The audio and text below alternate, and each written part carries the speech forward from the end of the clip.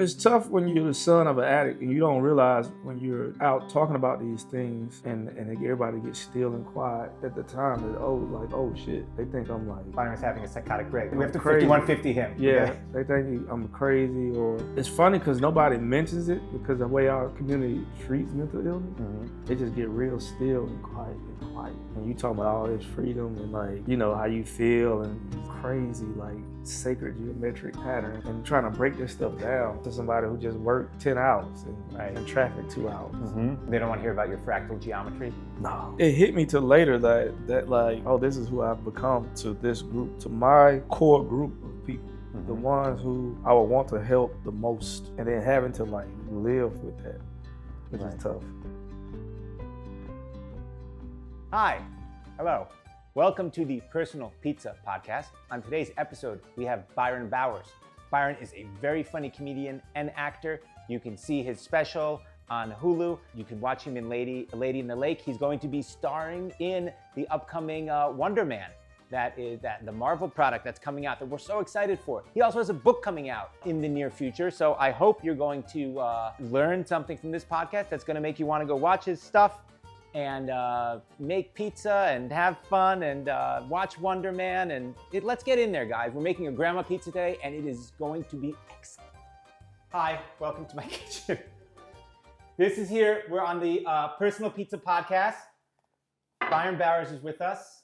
Very excited to have him in my house. I have so many things to talk to him about. And first of all, thank you for coming. Thank you for Thank you for having me. like agreeing to come, because this is a very specific choice to be here. Well, I don't know. I just like adventure, and this kitchen is a nice size. Yes. Now, Thank you for having a nice size kitchen. Because we could have been doing it. Like, it would have been awkward. Yes, if we were on the Lower East Side. Yeah. Yeah, we'd have had our hands in each other's pockets. Today we're going to make one of my favorite types of pizza. We made it here before. It's a grandma pizza. This is like in New Jersey in the 1980s during this time of year, during Lent. Everybody's eating these Friday afternoons. So I grew up at my friend Kenny Appel's house. His grandma would make this pizza every Friday. And I'm excited. You ever had this pizza before? Shout out to Kenny. Yeah. Nope. Hope you're doing well. I didn't eat pizza growing up. Serious? Nope. But there was Pizza Hut, right? Yeah, but once that came out, once the BS pizza came out, that's when I started, because I didn't like red sauce. Because of some voodoo thing I heard when I was younger. But I don't think that's for the food show. No, it's not. So the way we're going to make this pizza is we're going to put a little olive oil on our hands. Oh, let's wash our hands. Okay. And then we're going to coat them up with oil. Now, I have to, true or false, you're married, you are married. 2 sinks. Oh. Yeah, well, because I'm getting to that. You are married, although I don't see a ring on your finger, but you are married, correct? I'm in it spiritually. I'm married spiritually. With an Israeli lady? Yeah. Yes. We did ayahuasca together. That was no, nice. Don't step on I have so many questions about ayahuasca, ahead. But I just want to say, so I have questions. How did you come to Which sink? Okay, you can do either sink. So is this the black sink? No, this is the milk sink, and this is the meat It's going to be sink. racial humor. This. Yeah. We got to get out right in front of it. Black people and Jewish people get together. So a lot of slave reminiscing going on. We trauma bonding. Okay, go ahead. Right there. Thank you. So this is the milk sink, right? So I have a full milk setup over here. Oh. And then over here I'm starting to enter the meat zone. So this is for meat. This is the meat dishwasher, right? And then that's it. And so that's all meat over there.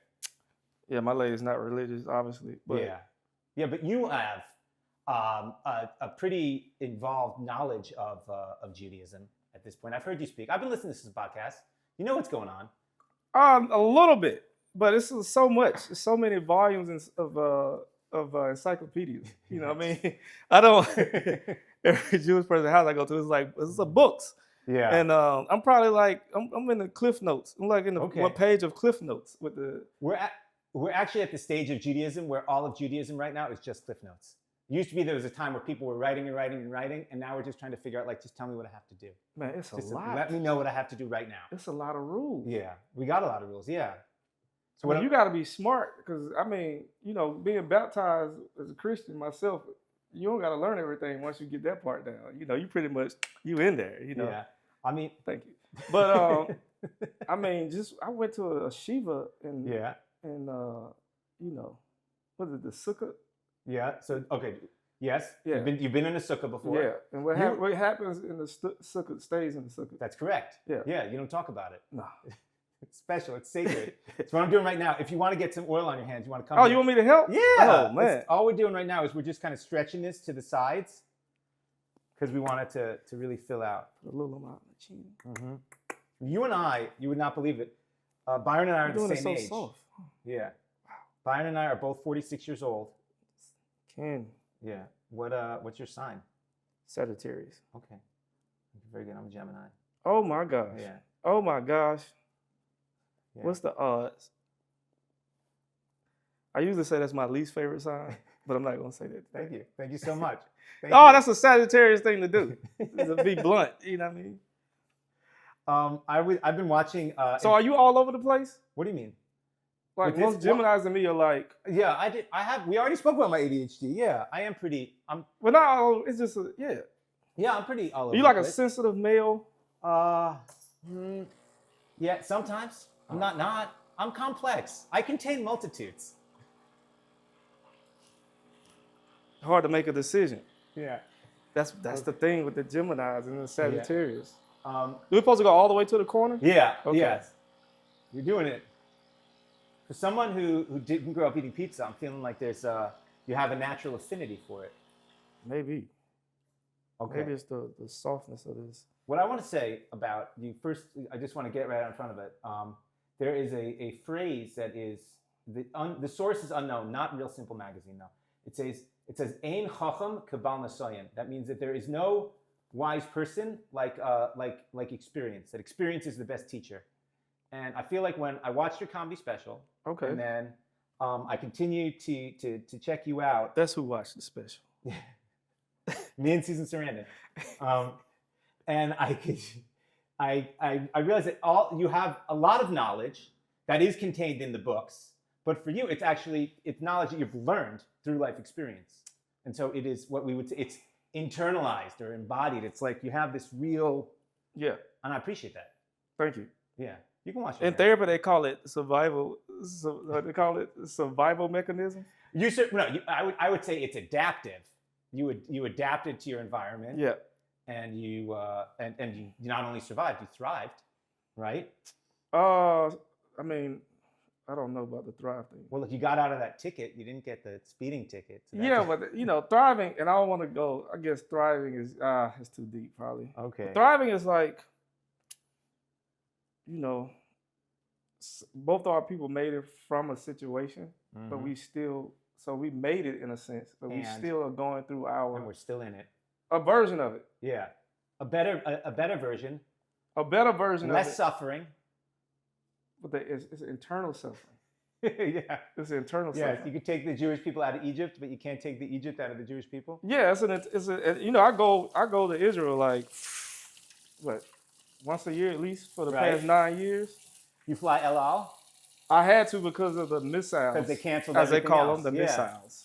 We call them missiles in America, but if you hear missiles, they're not from here, and call the police. Okay, you can wash your hands now. You sure? Yeah, because we're done with the oil now. Okay. Now we're gonna put on the red sauce. Which are you okay with red sauce now? Yeah, I'm good with it. Okay. Yeah. But yeah, I'm better. I'm better than some. I'm fortunate in ways. Mm-hmm. Mm-hmm. Do you can I ask you questions about your father? Yes. Okay. First of all, he said he was in the Navy. Was he in Vietnam? No, I think he missed Nam. I think he was just a guy hanging out on the boat. Oh, he was just like, he was up for adventure. Yeah, he was just an adventure guy. Okay. That's probably where I get it from. Yeah. One of the things you said, which I loved, is that I don't remember what your joke was about it, but you spoke about how your father, he was ego-dystonic is how we would describe it. Like he was ego-syntonic. He thought he was normal and everyone else was crazy. Yeah. Right? Whereas for someone with just regular depression and anxiety or panic disorders or whatever else, I have on a Tuesday, it's for me, I feel like I'm crazy and everyone else is fine. That's funny because I think that's normal. Well, I mean, it's different. It's not it's more common. How about that? To recognize that there's something off with me, but most people have things figured out. That's common? That's more common than than the feeling like I'm normal and everyone else is fucked. Oh, I think I had what he had. So that's my question. Yeah, I had what he had because I think everybody's fucked. Yes. But now I'm included. Myself is you don't think like I have this right. If people would just listen to me, like I could get this sorted. I used to, and then I got in a relationship, and then that's the mirror that's hanging up, pointing at yourself. And if you do a few of those, and like my ex-wife is from Southwest Atlanta. Okay. And my current relationship is from Israel. Yeah. And they say the same shit about me that they don't like. And I'm like, oh, it's me. You think if two people... Yeah. Logically, if you're a logical person, you're going to go by it. Yeah. Because at first you can be like, y'all crazy. You know, right. What are you talking about? You hear from somebody else who's from 6,000 miles away. Yeah. Grew up speaking a different language. And they're like, maybe I am. Yeah. So what I'm going to do here is I'm going to put Parmesan over the whole thing, right? Okay. And then I'm going to par bake it in the oven for just like a couple minutes. And then we're going to come and put the rest of the stuff on it. So let me help you. Yeah. Get in. Do you like Parmesan? Yep. You have to. Of course, yeah. Okay. My girl introduced me to real cheese. What is that? Why? As opposed to what? American cheese. American cheese. And mac and cheese? Not Kraft? Well, no, not just Kraft. But I would go places and be like, why isn't no American cheese? When I order a hamburger, I'm like, what's up with y'all cheese? No, but it should be on a hamburger. I don't eat it because of milk and meat, but we can all agree that it should be American cheese. Because American cheese melts better than other cheeses. It do. But are you saying that because of the look, or have you snuck a taste before? No, first of all, I did not become religious until I was 18 years old. So I grew up eating, and my stepfather was my mother's second husband was not Jewish. Her third husband also wasn't Jewish, but her second one wasn't. And so we grew up really exploring, having a full adventure. Okay. So yeah, I've had cheeseburgers, but no, cheese, like grilled cheese, has to be American cheese. Agreed. It has to be. Mixed with some Monterey Jack. Okay, so now you're fancy. That's it. Now you're officially fancy. Okay, that's it. Okay. We're going to you throw sure? this in. Yeah. No, because all this, don't worry, we can still put all this on. Oh, okay. The second round. Okay. Yeah, cheesy. So now we're going to par bake it. So we're going to move. Yeah, for the par bake. It's just like a 3-minute until it's mostly cooked. Yep. I was watching Lady of the Lake because I went all in on getting ready for this podcast.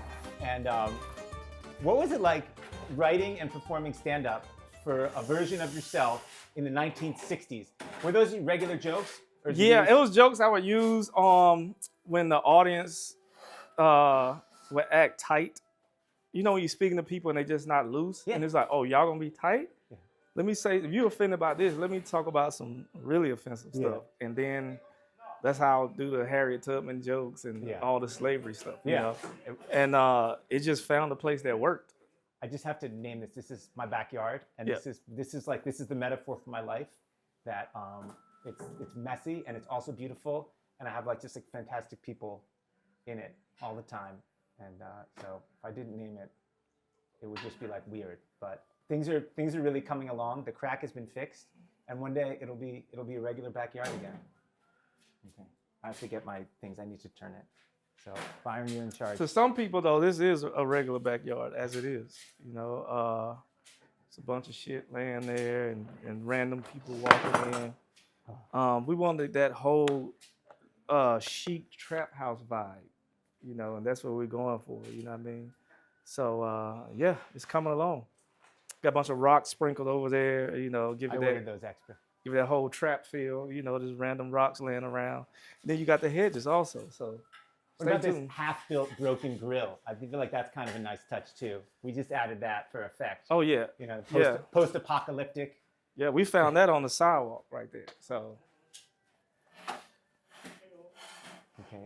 Ooh, the cheese is coming along nice. It melts right away. A little Ghana. This is nice. Yeah. Okay. This has become popular lately. I see a lot of people. This was what happened to us in COVID. Oh yeah. We started baking pizza because I had sons and we had nothing to do. So wow. We got into pizza. Yeah. That's something you could do as a family too. I got to remember that. It is. I have to remember that. Yes. When did you realize your family was different? Around the teens, the beginning of the teens, because by that time you're going into other people's homes, and some of them seem weird to you. Yes. Because nobody's like fighting or nothing like that. And and they just eat dinner every night. And then by the time I was 15 and the drug stuff started, that's when I was like, it hit me like, oh, this is gonna be a challenge, and I gotta get out of here or become one of these things. And then that's one stage, and then like the older you get, you start seeing different stages of it as well. That makes you like, oh, I really have to go separate myself from like everything. Right. Because I was getting discriminated against in my own community and stuff too. How so? People would say that I was their cousins when we would go places to make people feel comfortable. So I didn't know I probably was just that rough country dude, from the guy from a small town with people from the city, and it was a social economic difference. Yes. As well, and it was an educational difference that put me around different people. So it allowed me to like learn and be around different social economic groups and cultures. But the older you get, it's like the more my social economic thing went down and theirs like went up. Yes. So at one point it was flat, and then all of a sudden. Yeah, at one point it was flat, and then by the time like the mid to late 90s came, friends, moms were getting houses and stuff like that, and then we was like, ended up in a different situation. I was like, it hit me when I was 25. It was like, oh, it's. Did you have anyone in your school get Reebok pumps when they first came out? We were 12 years old, 12, 13. You remember that commercial? Yeah, I did have people in my school. It was I had to be like, what is that, 5th grade? I don't know. It was 6th grade. So 6th grade, I seen Jordans. I had fake Jordans and didn't know. Okay. So I got ridiculed for having my shoes, and then I saw like real Jordans, and they were the most beautiful thing. And then people had Reebok pumps. They had the Adidas. Adidas had like a basketball sneaker. Yeah. And I realized like when the Menace to Society came out, where people were getting these clothes and sneakers from.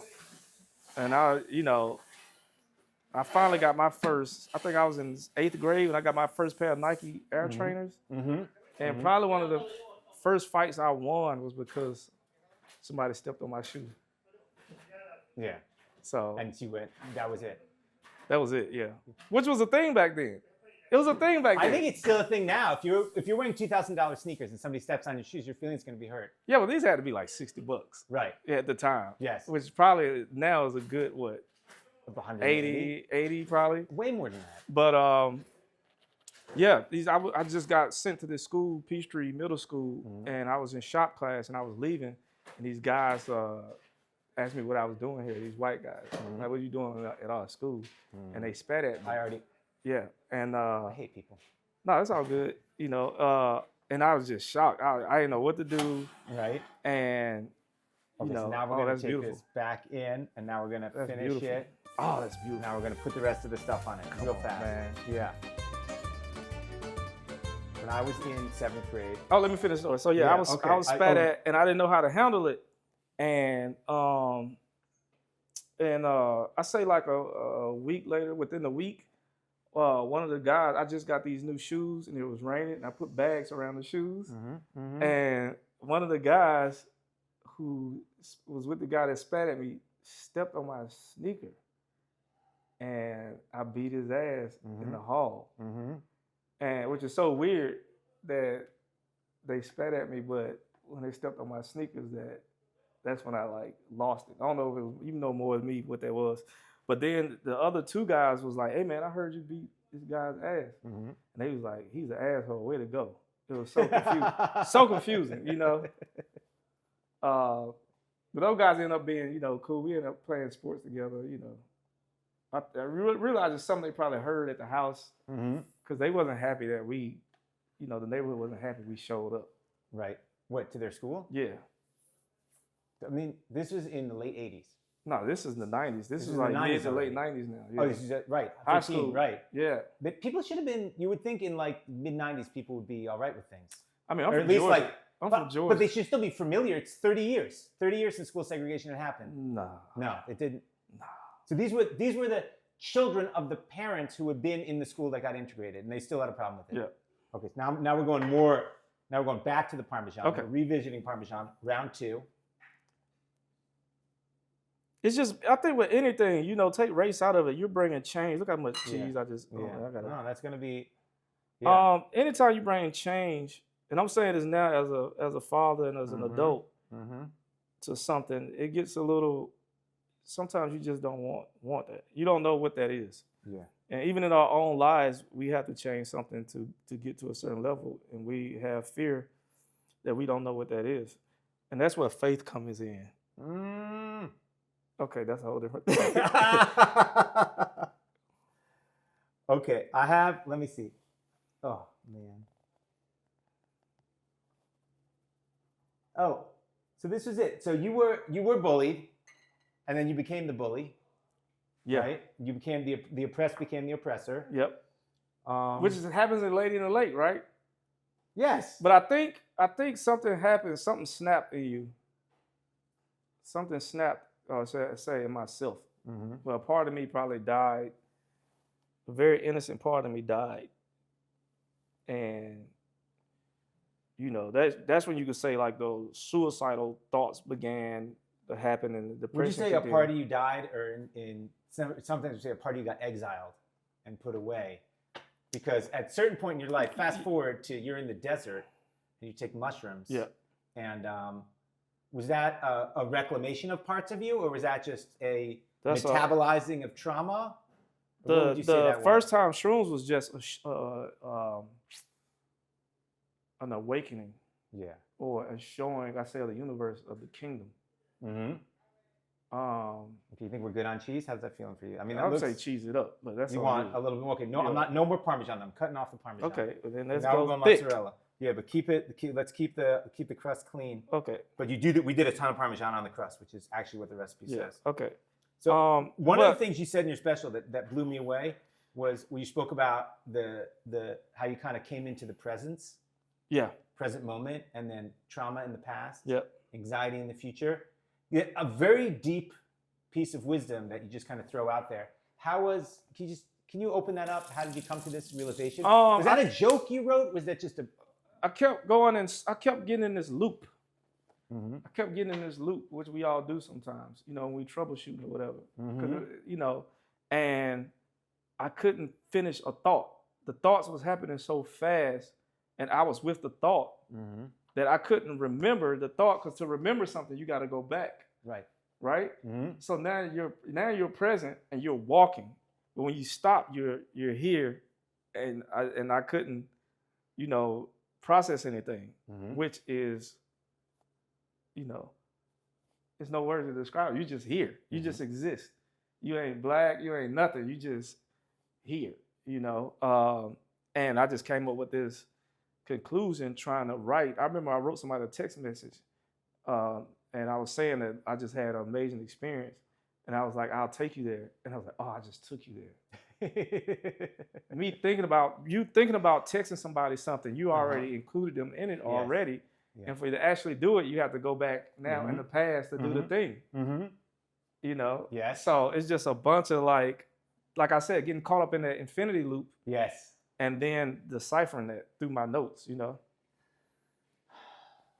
It's very, and you know about state changes and stuff we might have read about. So I have a little bit of that knowledge before I even stepped into this. And I'm like, oh, this is what. So you knew what was coming. No, I didn't know what was How old coming. That's 2014, so 34, I think. Okay, that's a good year, good time to do it. Yeah. Yeah. That was your first time doing any psychedelics? Yeah. Okay. On that level. Yeah. I did a little something before, but I didn't have no visuals. I did something called 2CB, but that was a whole different. I love 2CB. You do 2CB? I'm familiar. That was crazy. Yeah. I had no, because they was like, it's like acid and this mixed together, but I never did nothing. So I had no. 2CB is halfway between MDMA and LSD. Well, that's what they said. LSD had a baby.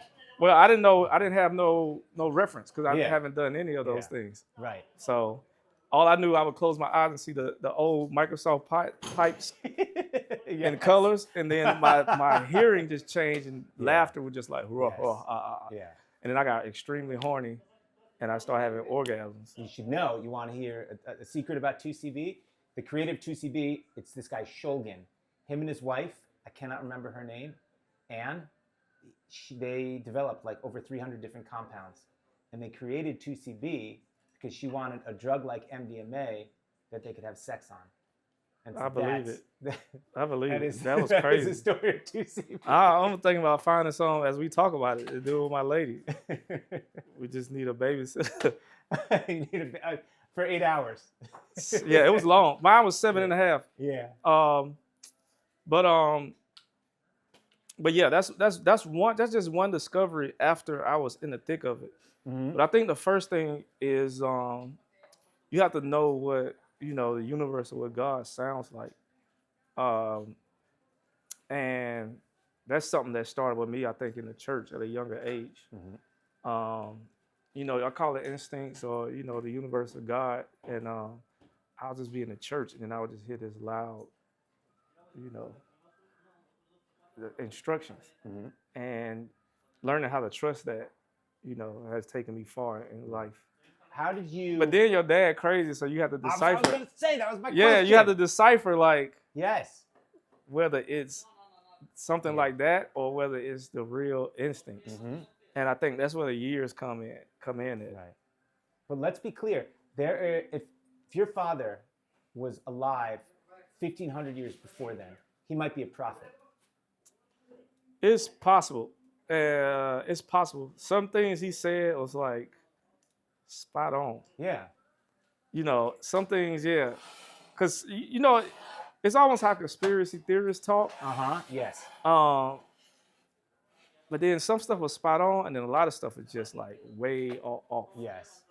Yeah. Like I remember him telling me, he was like, "Yeah, man, Dr. King told me to stop fucking white bitches," and I was just like, "Huh," you know.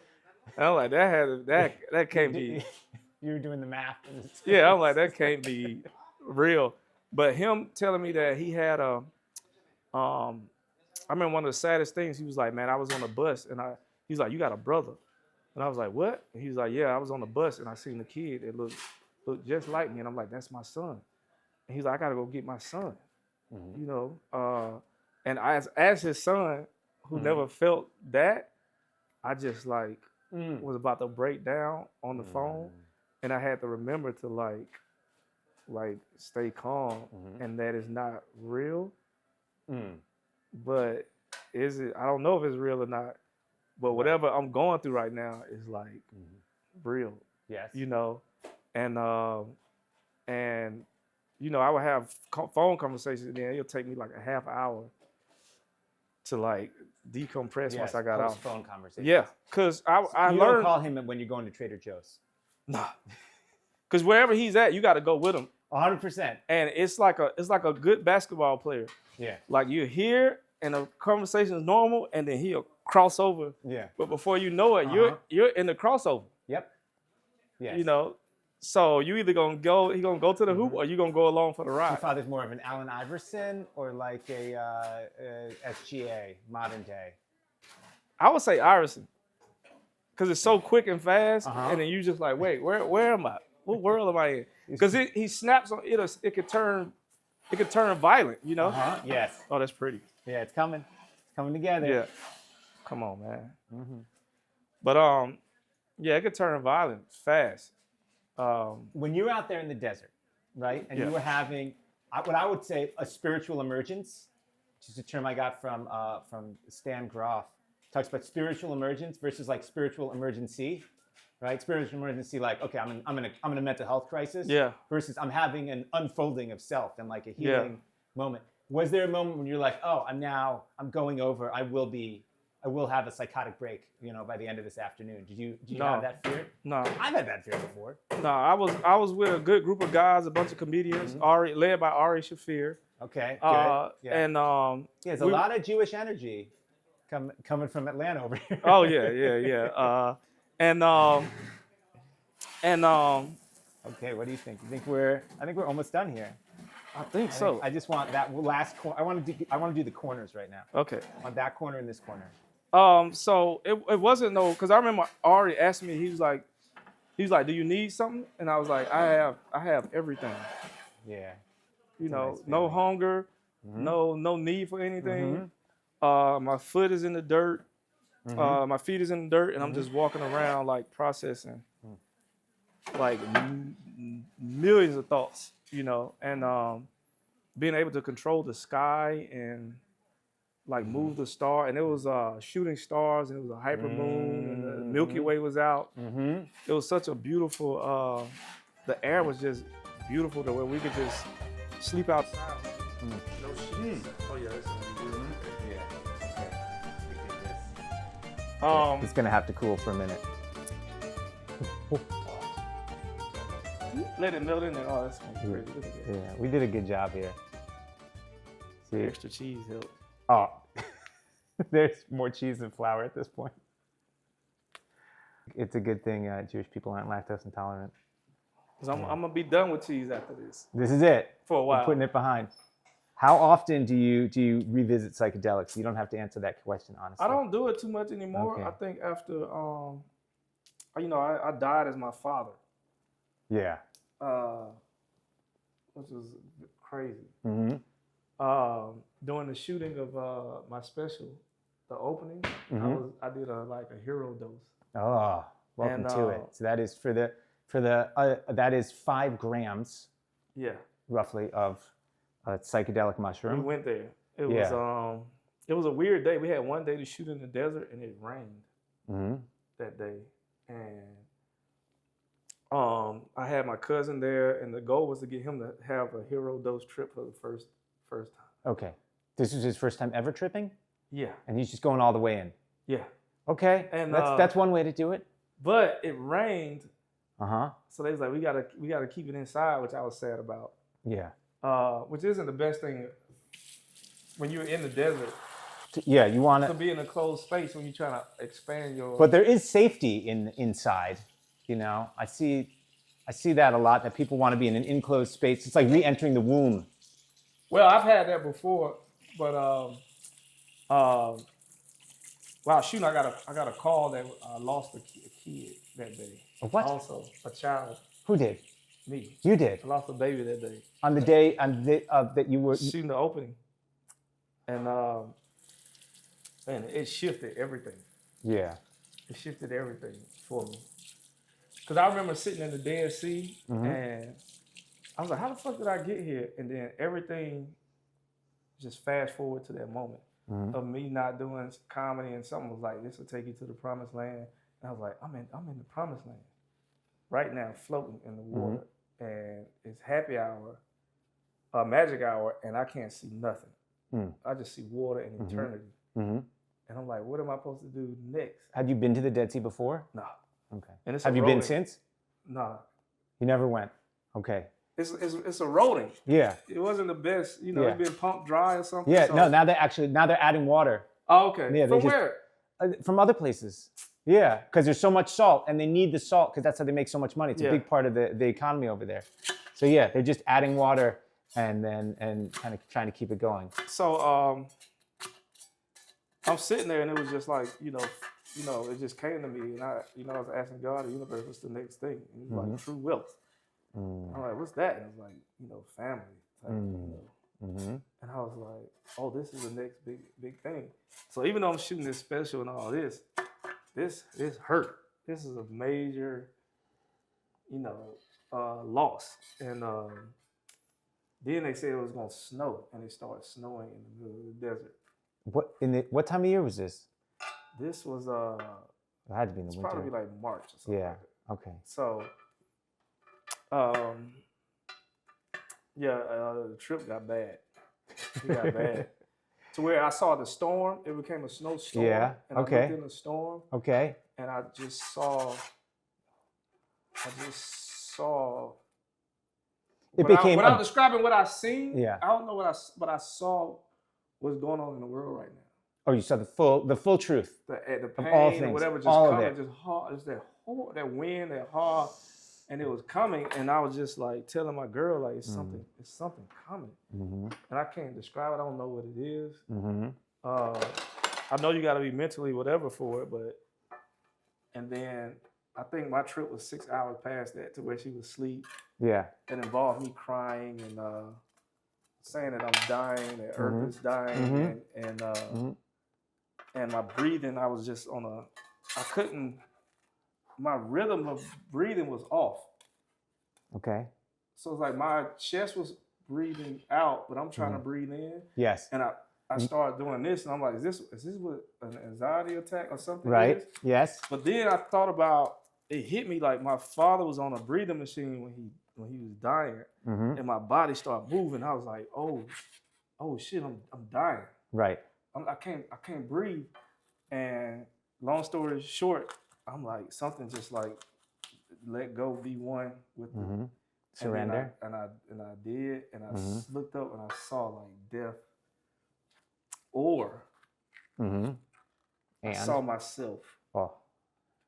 Because when my dad was dying, I saw a glimpse in his eyes. At the moment, I was looking through his soul.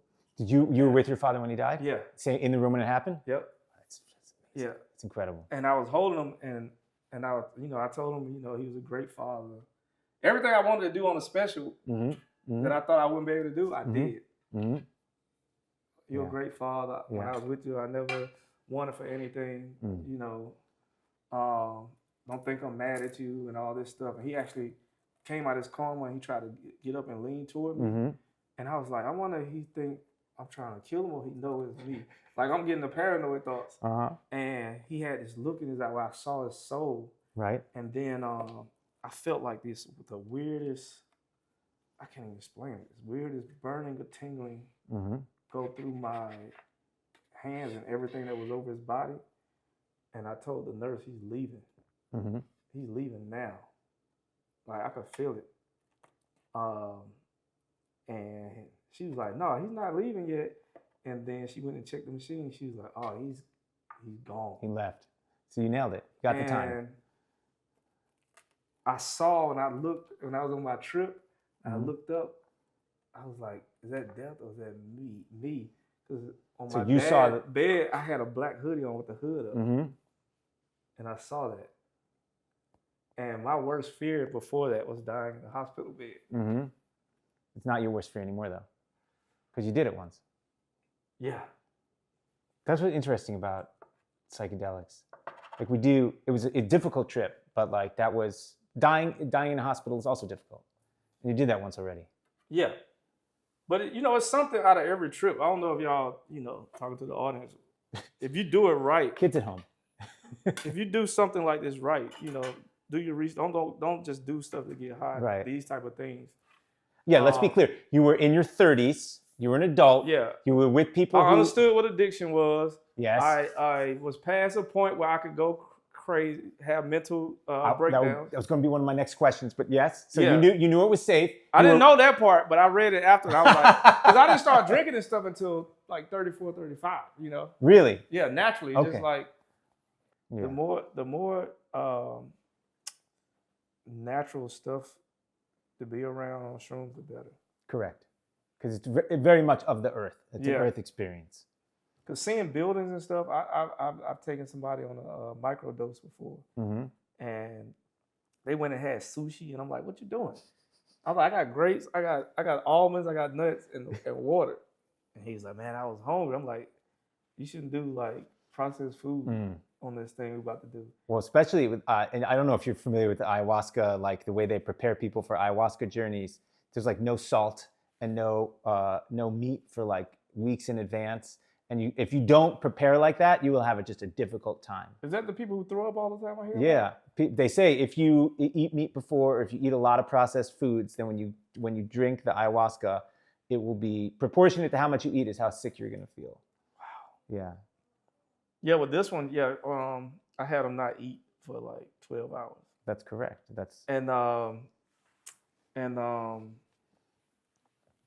Yeah, man, it was a great experience.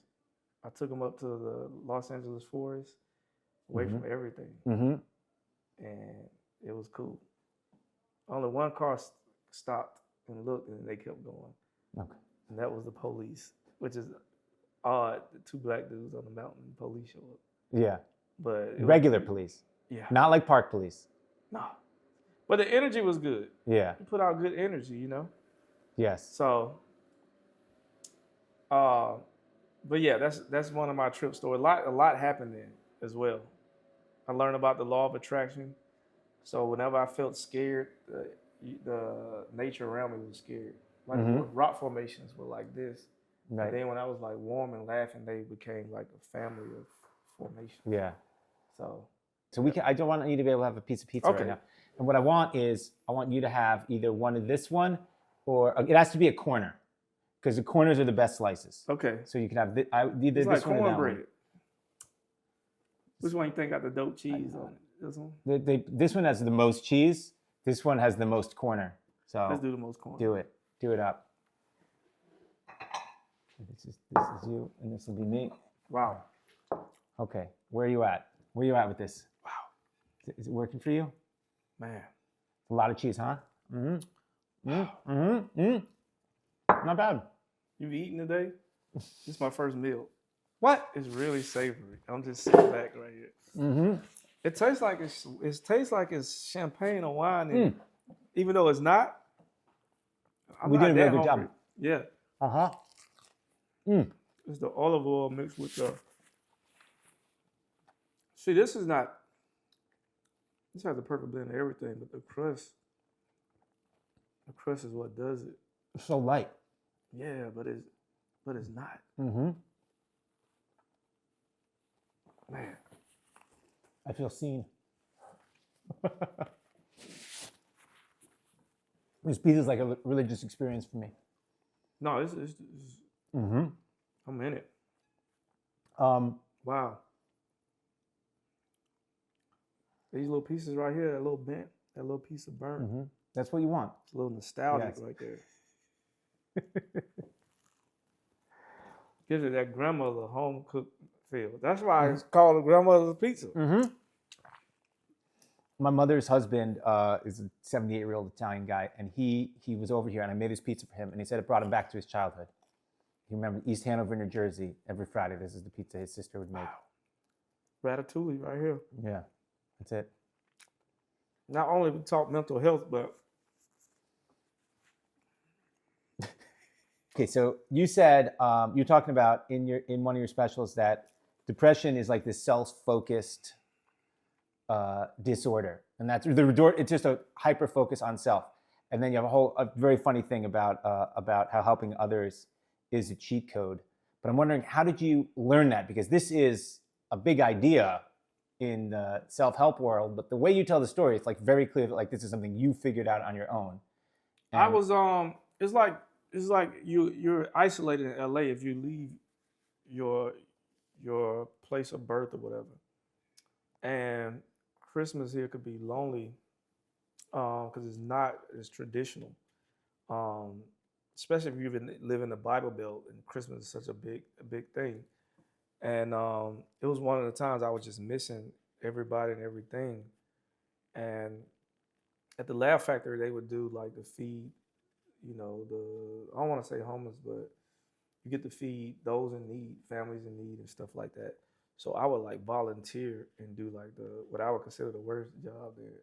Like I didn't worry about performing or nothing, but like take the trash out, make food for people, help people get to their seats, take the trash, and try to be, I don't even know if I even spoke to the owner a lot. We're just trying to be there for the purpose of just helping and putting a smile on these people's faces without jokes. And seeing those kids, with their mothers in need just brought me back to when we was like running around with our mother at the time. So those things help. And also realizing like how privileged we are, to be depressed. People don't know to be depressed. You're present. You're feeling something.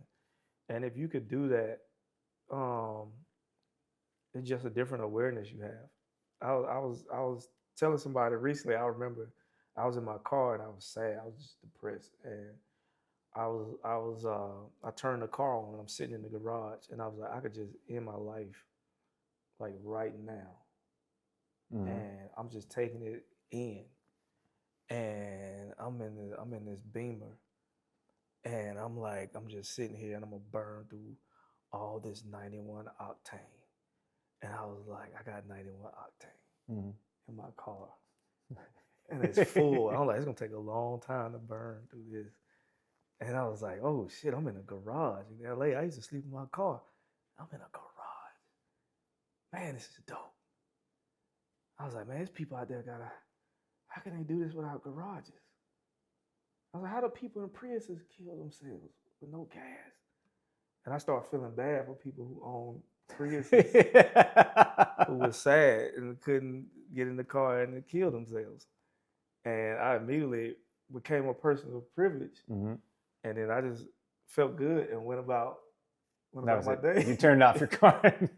No, I just drove off. Like, I got fuel in my car. But sometimes it takes just looking around and like seeing the things we do have. Like, these are the cards that we've been dealt, and learning how to play. Like, I didn't play the card games the kids play now, or some of the nerdy games, but it was explained to me how you could beat other cards with the cards you have, even though it's a weaker card, based on how you play them. Correct. And it's a version of that. Sometimes my life has been a version of that. Right. Yes. Like you spoke about, what did you say? Learning to enjoy the ups and the downs, and how there is, you learned from sadness. And you learned from each experience, not just the happy ones. We're taught failure wrong in this country, when failure is a good thing. And I guarantee if you look up a lot of people you might like, and throughout their history, before they became mega, they had failure in it.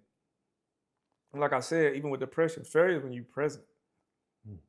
Ain't nothing like being rock bottom and not having nothing, and then going from there, because it's all like might and sheer will.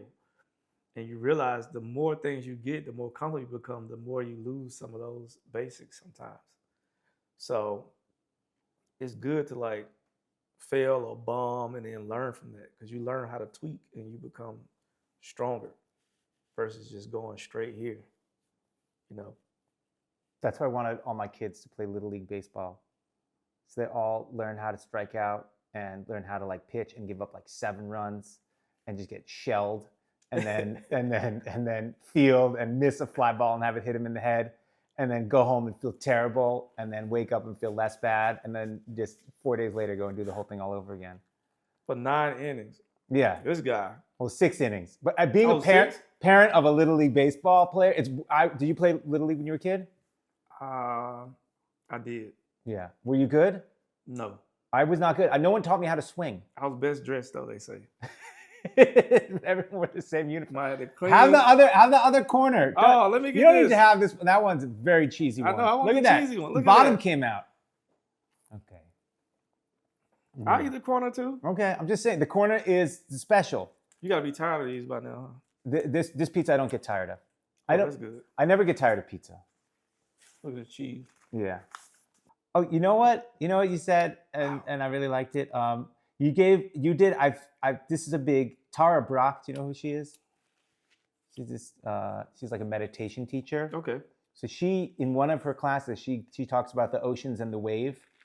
You know, when we trust that we are the ocean, we're not afraid of the waves. And you worked an idea like that into your special, and I liked it. So Thank you. I wanted to mention it. It's one of those things like we're a piece of this big consciousness. And yeah, man, I forgot, but the main thing, but it's just sometimes it settles you, and it connects you, because that's one thing. I'm a very like isolated person. Like sometimes I might talk to like just my family the whole day, most of the time. So my stuff has always been about connectivity when I'm on shrooms, like seeing the leaves and the trees and realizing that these are people and we all come from the same source, or we all are part of this ocean, you know, doing whatever our little job is that the ocean does, which is little by little just transport, you know, whale sperm. You know what I mean? Down the. That's the metaphor I think about. We're all just transporting Y'all just whale transferring. sperm. What's the thing that floats in the ocean? Like, you know what I'm saying? But, Whale sperm is one of the things that are floating in the ocean. but that got to be the size of a regular fish, I think. I don't know. What if tuna fish is whale sperm? We didn't know it the whole time. It could be eating tuna fish sandwiches. That's that special. Write flavor. that down. Write that Chicken down. of the sea. Okay, I'm sorry. That was good. I was ready. Might be a PG rating on. No, you should know. When I watched your special, I watched it here, laptop open, and there's a lot of masturbation talk, and I had my family around, so that was great. Thank you. It was good. It led to very good conversations with my children. So, how old are your kids? I have a 14, a 17, okay, a 20, a 23-year-old, and a 25-year-old. They in it. So the 23-year-old was the one who was there. So he's familiar with the process. So but good act outs though. Thank you. I think Susan enjoyed them as well. Yeah, that was you went right to her. Did you know she was going to be at the show? Susan Sarandon was at it special, and it was. Did you know she was going to be there? Or you just looked up and you're like, oh. I didn't. I knew Killer Mike was coming. Mm-hmm. He just left for dinner, but I didn't know. Yeah. He said he was bringing some guests, but I didn't know he was bringing. Yeah. There was a moment before you said to like I know I can tell them apart, but every once in a while I see one of them and I think like she's Gina Davis, and I just get them confused. So was there a moment when you were looking at her, you're like, I know this lady, but I don't know this lady? You knew right away that's Susan Sarandon. Yeah. Okay, good job. I don't know a lot, but I do know. Yeah. Because Davis is Beetlejuice. Yes. Okay, you have a Jewish partner and a Jewish daughter. How's that going for you? I only ask because I too have a Jewish partner. I have no idea. Well, this is your second marriage. Yeah. Or your second partnership, your second spiritual marriage. I think because of unlike my first marriage, who father worked and mom was a stay-at-home mom. Mm-hmm. Different, probably values or whatever, socioeconomic expectations of what a man and a father is that I didn't have. Mm-hmm. My girl my girlfriend is a child of an addict. Her father's an addict also, and our moms are very similar. Mm-hmm. So, you know, when I went to Israel for the first time, and I'm in Rehovot, she don't have to apologize. Mm-hmm. I got for something her dad says or do, and vice versa. Mm-hmm. You just go right along with it. So, and that way it helps, you know. And it helps me also like navigate, I think, this thing with her, because I know the stakes are high. If that makes sense. Yes. Because I'm like, you can't let this lady down. I mean, we both away from our families, and we learn that two people with trust issues that are learning how to trust each other, which is crazy when man don't trust women, women don't trust men. Yeah. Relationship gets real hard to navigate, you know. But we both trust each other's spirit, which is crazy. It's crazy. I don't know, you know. We just make it work. And then we did a baby because we both was married before. So we like, let's do this baby thing. Yes. And we did it. And we had enough faith or whatever to pull it off. But now it's here. And I'm just like happy because she's like a great mother, you know. That's crazy to have. You don't even know. Till you cross the Rubicon. And you get lucky. Or maybe not. I don't know. But during COVID, she started cooking. She started cooking, and she cooks like somebody who's been cooking for like 40 years. It's a lot of love in the food and stuff like that. And I'm like, holy shit, this is crazy. Do you not cook? Nah. Okay. But I get yelled at for not cooking. You're within his. But luckily, I live in the Lassens. Yes. Where yes. Yeah, they can just make the fish, and you just go grab it cooked. But I am with the Israeli. But I mean, the strength. Her strength is the strength of females I grew up with. So, That's the good and bad of it. Yeah. Because you're not gonna tell her what to do. No. Mm-mm. I have a question. You grew up. You had your grandparents were involved in raising you, right? Mm-hmm. But then your family is now back in Atlanta still, Mm-hmm. and your wife's family is in Israel, and you are kind of parenting in a vacuum, where you guys are just you're on an island out here, and I'm wondering how It's 3 islands. Israel's an island. Yeah. Within that landmass. Mm-hmm. Because I've been to neighboring countries. Yes, and they feel very differently about. Yeah, it's a different vibe. It's similar vibe as an American. That's one thing you learn. Mm-hmm. And I compare it to like when they ask me who I identify with, I'm like, I identify with the white man going into a black neighborhood and seeing gangs fighting, and not just trying to wrap his head around the history of it, and like, but it's a very distinct place, full of the same people, quote unquote. Mm-hmm. Not really, but it really. Yeah. And in my community, we say Jewish people stick together. I almost said Jews because that's how we talk back home. But when you go and you within the community, you see the separation of them. Yes. And Atlanta is the same way, because there's no black monolith, especially when you're in a black city. Because the mayor you don't like looks like you, or the leader looks like you, and then it's the people from the rich all the way to the poor, right. Like the police, everybody. In Israel, you have like Sephardic, you have like Ashkenazic, you have like Moroccan, you have like the Persians who everybody makes fun of for some reason. I'm wondering, in Atlanta, what are the different versions of that? You got people from different socioeconomic groups. You got people from different neighborhoods. You got those Morehouse people, the Spelman group, which are the elite doctors and lawyers, the black elite blacks. That's like Tel Aviv? In a way, yeah. In a way. No, it's more like where I stayed before, Herzliya. Oh, very nice. Yes. Yeah, it's like Silicon Valley of Israel. Yeah. And then you got your Eilat, which is the malls and the party Vegas version of it. And you got your Jerusalem, which is the real religious part of black people who go to church. That's the market that Tyler Perry, got. You got the thug version of it, which is, I don't know. I know Israel's got a great thug life over there. Well, but it's a different version. Yes, it is. It's a different version of it. Yes. Yeah. So it's seeing those breakdowns, and I remember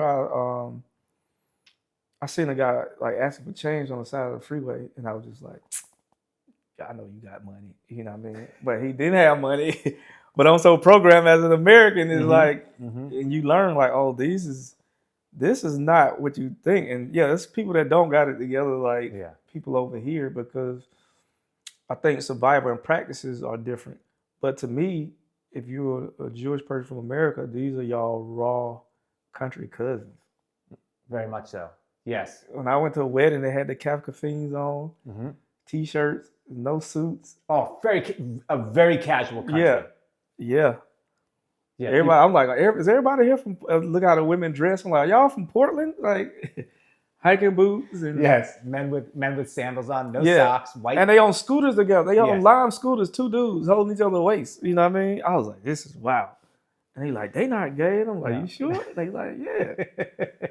But it's something. But the history and everybody having to go to war, I think breeds tougher women. I mean, the military has to breed tougher women, and maybe more. Guys will seem more emotional. What I would call emotional, but I got issues with emotion. But that don't mean they not tough, but they just like very comfortable with expressing their feelings. It's a very interesting country. Amazing food too. Yes, it's gotten much better also in the years since I've been going. The 90s was very basic, and now it's really evolved. It's a real foodie scene. As a parent, have you found yourself, as you're parenting this child, at the same time you're parenting your child, you're also parenting yourself and kind of filling in some gaps? I know your daughter is only 2 right now, so maybe it's different, but have you noticed that at all? it's certain things with patience that I'm learning. Is communication weakness. Because obviously I don't read moods that well. And now I got two people with moods. Why do you say you don't read moods well? She'll be like, she's in this mood. That she's crying because of this. Right. And I'm like, I don't hear it. I hear it, but I don't hear it. Mm-hmm. And the mother hears it and understands. Like she's like, that means this. She's able to discern from the cry. Yeah. What is the problem and what is the action we have to take. And if the baby cry at night, she's on it, and I'm asleep. And she's like, you don't hear nothing every night. You always, and then she read that most of the time when a baby cries at night, the mother hears it. That's what wakes a mother up, of the sound of a baby's crying. Yeah, I did not. My wife would have to like kick me or something like that because I would not. I just would fall asleep. And even it's still the same thing. You know what wake man up in the middle of the night? What? Car alarms. Yeah, or just a strange noise. That's like the if sound. I hear like like my next door neighbor closes the door too loud at like 4:15 in the morning, I'm immediately awake. But my son walks in the room and like drinks my glass of water, like I don't hear that at all. I remember once my stepfather was sleeping and he was sleeping. He was a very heavy sleeper and he was sleeping and I went and I opened up his eye while he was sleeping. And his eye was moving back and forth because he was like it was like rapid eye movement dream, and I just freaked out and let go and then ran back into my room. This boy's brave. I was so lucky he didn't wake up. He wasn't in Vietnam. Yeah, he was in Vietnam. My stepfather was. He was? In Vietnam. Yeah. Wow. Yes. Man, you could have died that night. I could. Yes. You could have died. I don't know what I was thinking. I don't know. I was like, had a bad dream and I couldn't sleep, and I went in there and I just wanted to see if he was awake. He was in the war. His eyes was moving. Yes. Running through the jungle looking for something. Yes. One of the things I'm gonna stop asking questions because I've actually worked through almost everything. But you mentioned how you kind of came out of the desert and you were like almost like you were like a born again for, I don't know what the right word is. You were like proselytizing like the truth of mushrooms. Yeah. And I'm wondering how I call it like a born again Christian. Right. Yes. You have you have a bit about it, right? Yeah. Okay.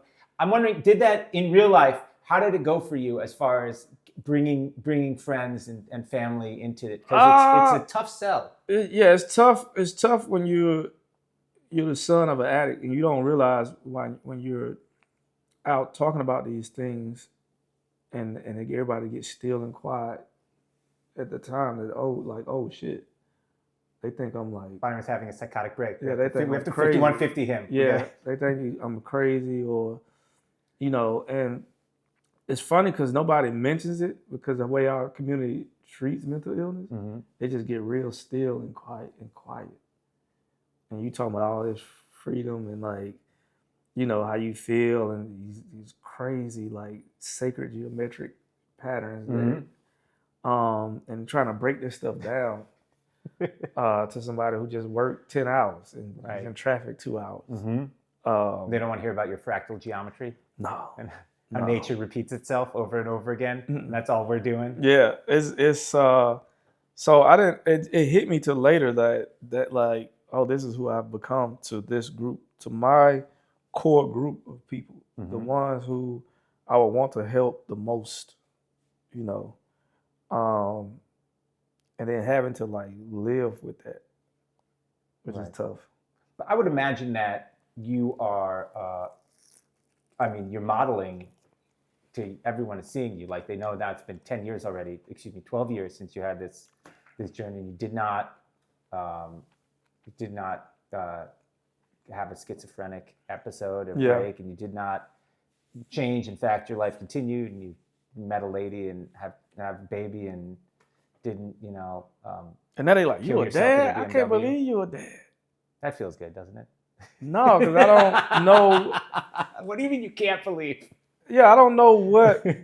I'm trying to think back over my life and like what part of Byron was not appropriate for fatherhood? Yeah, what it made you think? Just write that off. You just wrote that off, I do think though that if I knew now about being a parent, I don't know that I like 100% would have been as gung ho. If I knew the full truth. I don't full know. truth of what it was going to be. I don't know what you know yet. Well, I have teenagers. I'm on my 5th teenager right now. What? My youngest son is 14 years old. So wait. I have 5 sons. Whoa. I'm on my 5th teenager right now. Congrats on the sons, but that's kind of a lot. That's what I'm saying. And now it's at the point where my 2 sons, who are both teenagers right now, are like, I think they're actively trying to kill me. You're trying to get them numbers up for real. I wanted a daughter. That was our thing. Okay. One daughter, and it didn't. So you will have those. Yeah. You could have. Each have 2. That's 10. That's it. We're done. I have a daughter-in-law, and she's wonderful, and I'm good. Wow. And I'm good. So that's it. Okay. But the legacy continues. Yeah. If you believe in those things, which I kind of did. I caught baby fever before I met my lady. Mm-hmm. Baby fever is. I'm like, oh, this is why they say women crazy at a certain age. So you were at this point in your late 30s. Yep. Okay. I had to be like 36 maybe. Mm-hmm. And I seen a girl walking down the street, nice ass, you depending on what you like, you're gonna look at a woman. Like, and you're like, if you chest heavy, you're gonna look these up, are down. childbearing hips. Yeah. That's what you saw. But then I saw the kid and I was like, that's a cute kid. And I was just like, what's happening? What the fuck you say? And I sat down. I don't know what happened to them. I was like, what? You said cute? What's wrong with you? You want a kid? How can you have a kid? You don't have a license? You don't have a California license? You don't have a 4-door car? You don't have none of these things. Your credit is like a 540 or 450. I'm like, you can't have no kids. And I swear, like in 2 weeks, I had a California license. Mm-hmm. In 6 months, my credit was a 740. Not bad.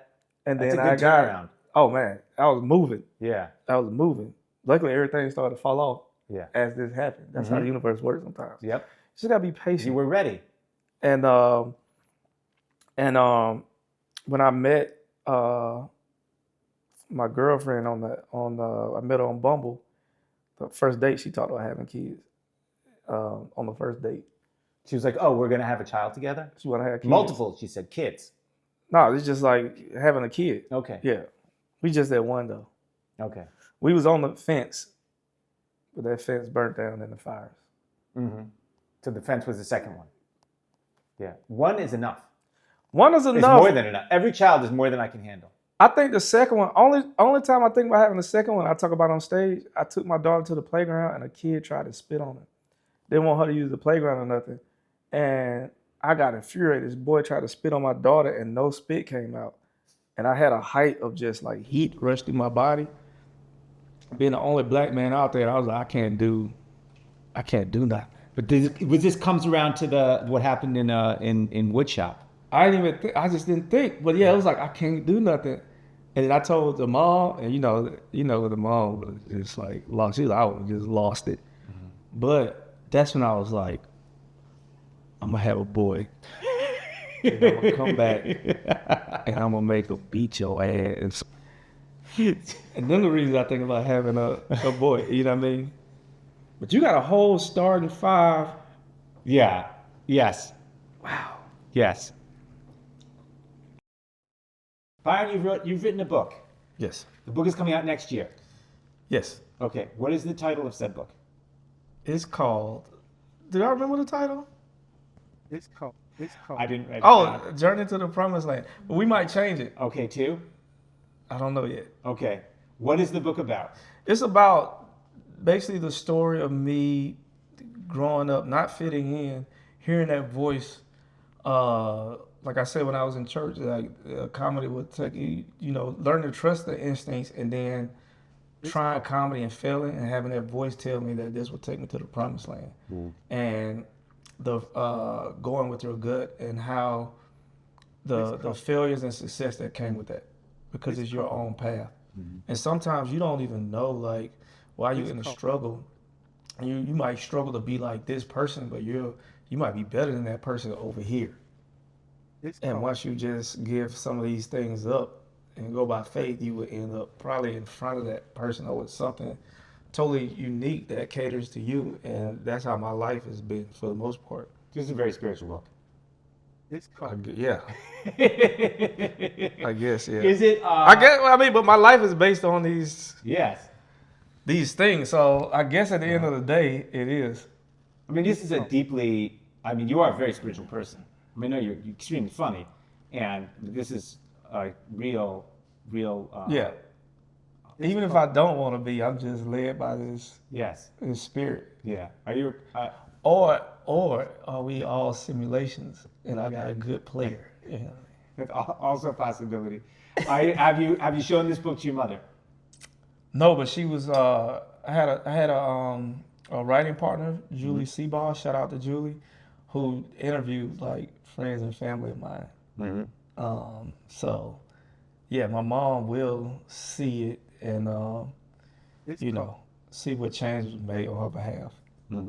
I do want to say that I really liked at the end of one of your specials where you thanked your mom. I thought that was great. I also was raised by a single mom, and so like I really that was a nice moment. One thing, having a daughter will do that to you because you don't know. I mean, I remember calling my mom just apologizing because I didn't know like what she did by herself, and I'm with somebody that's excellent, excellent partner, and not understanding how could she do what she did. Regardless of what issues that we have or whatever, you know what I mean? And a lot of forgiveness comes through that,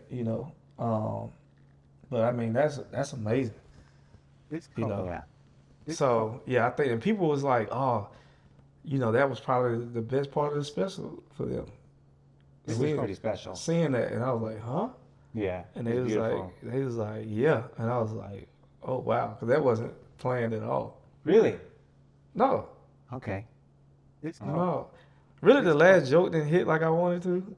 Okay. Behind the magic. And I was closing it out, and I just, this special didn't go how I wanted it to go because of COVID. And you in the South, a lot of people didn't have shots to get in the venue. Yeah. So a lot of people that showed up was people who thought I wasn't gonna make it, or they were there from like when I was younger and didn't know me to be this thing. So seeing their faces was just crazy, and it was supposed to happen like that because some of those guys were in the room when I decided to do what I did for life, So I'm looking at these people's faces and then flashing back to like, college or sleeping on the floor at this person's house or doing this or doing that, and then seeing my mom and seeing her smile, and then she's like the only parent left now. So yeah. Kudos to mom, man. And women at times when we not just trying to poke them. Some real energy in there. Some real energy that need to be protected inside these beings. Amen. Yeah. Okay. Well, Byron, thank you for coming. Thank you. It's a ton of fun, and I'm very much looking forward to your book. Thank you. And Byron Bowers at Byron Bowers or ByronBowersLive.com or Byron at ByronBowersLive.com if you need to get in contact with me. I'll be sure to get back with you within 6 months. Okay, thank you. I work on God's time. Wow. Guys, that was a great podcast. I really enjoyed speaking with Byron. And Byron Bowers got a book coming out next year. What I really enjoyed was Byron has not just wisdom and spirituality and like religion, but he has it integrated and internalized in a way that's both thoughtful and highly individualized to him. But because it's so well landed inside of him, he just expresses it in these anecdotes and these stories that convey a tremendous amount of wisdom to all of us. Like, even though I don't have the same life experiences that he had, I still was able to learn quite a bit from him, and I really enjoyed having him here in the kitchen. So if you like this podcast, please share it with others. If you like Byron, check him out and go see him and buy his book. And please, by all means, subscribe to this podcast, the Personal Pizza Podcast, at YouTube, and follow me on all your socials. And by the way, the pizza today was fantastic. Grandma pizza, always a hit. And try some of this at home. And have a great day, guys. I'll see you next time. Bye.